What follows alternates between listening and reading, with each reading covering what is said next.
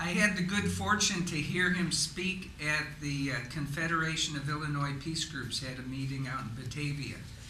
And he did such a nice job presenting clearly what's going on for him and Sarah. They bannered over, they held a peace banner over I-35 in May, I believe. And what has unfolded for them is something none of us would wish for, but which they've taken up with a noble commitment to address the issues at stake, whether dissent is still tolerated, whether political charge and persecution can come on political grounds for what is supposed to be constitutionally protected rights for all of us here. So I think we all owe a debt of gratitude for their stand that they're making in their vigil and in their legal challenge that lies before them. So let's give a nice round of applause for Jeff Surratt.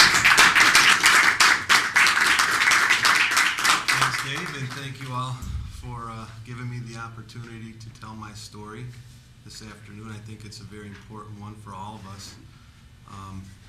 As Dave mentioned, a friend of mine and I, we share similar views about our government's destructive policies that are being pursued, and we decided to take action to protest against those destructive policies. We both feel that if we don't, in a way, we're accomplices. So what we did was create a large sign that said, "Impeach Bush and Cheney, liars," and we took that to a pedestrian walkway above I-355 in DuPage County. 3 weeks later, I walked out my front door and I noticed another DuPage County Sheriff's deputy walking up my driveway, and we greeted, and he informed me that I was under arrest. And I was shocked. I didn't make any connection between what I did on the bridge and this arrest warrant, and he couldn't tell me what the arrest warrant was for until after I was placed in cuffs and riding back to the DuPage County. He said that the warrant the arrest is for disorderly conduct. Between the first and second court date, we each got a letter in the mail from Joseph Burkett's office informing us that the disorderly conduct charge had been amended and now includes 2 additional counts. One was reckless conduct, and that stems from this accusation that we were throwing things off the bridge, and the other was unauthorized display of sign.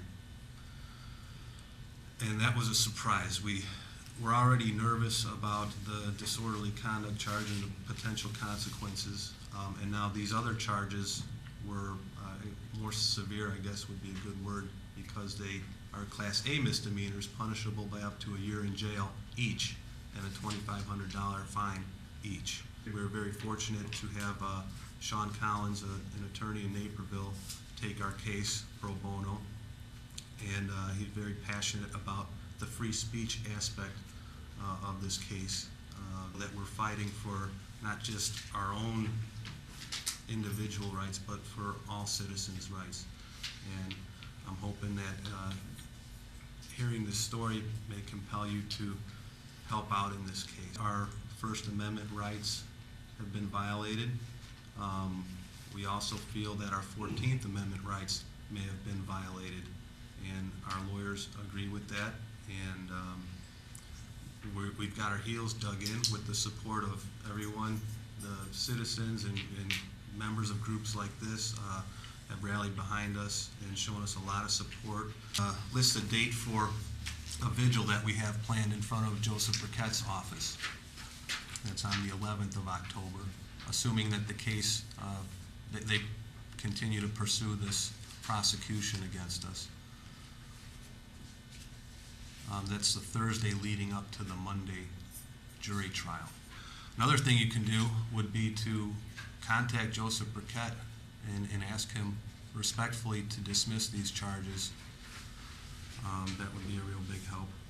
That about summarizes what happened, the incident, and what we have planned for the near future regarding this case. Does anyone have any questions they'd like to ask? Not a question, a comment. That jury room is open to the public, is it not? Yes. And would you mind people coming to attend the trial? We're encouraging it. Okay. We hope you do come. It would be great to see you. Yes, sir? What evidence is there that you threw anything? There is none. There's no evidence. No. They've not been given anything where somebody presented some objects or anything. No. They had. They'd have to show you the evidence, right? That they had some. Yeah, they would. I think so. Our lawyers think so too. They've got a witness who says that he saw debris on the road, but says on record now that he did not see anyone throwing anything from the bridge. So there is no evidence. Were you? Have you been able to identify or contact the state trooper who first initially spoke to you?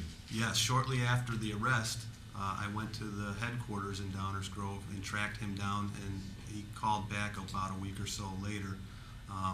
I was hoping that he would be sympathetic to what happened. No, early on in the conversation, I learned that I think what's the phrase, that the blue wall, so to speak, that came up right away in the first few exchanges that I had with Trooper Martin, and I realized that he really didn't want any part of supporting us.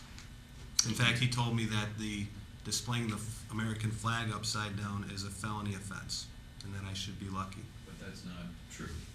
That's correct. That's not true. Doesn't hurt to threaten you with it. Apparently so, yeah. But as Dave said, I think it's critical. The most effective tool that we have to combat corruption and abuse of power and these destructive policies is our First Amendment right. And if we allow them to take that away from us, I think we're at a great disadvantage. So it's very important. I'm asking for your support. Please stand with me and help us fight against this here. I think we need to set a precedent, and the opportunity is here right now to do that, to let the authorities know that we will not tolerate an abuse of power in DuPage County.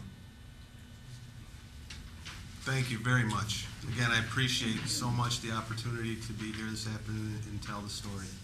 And I appreciate your support.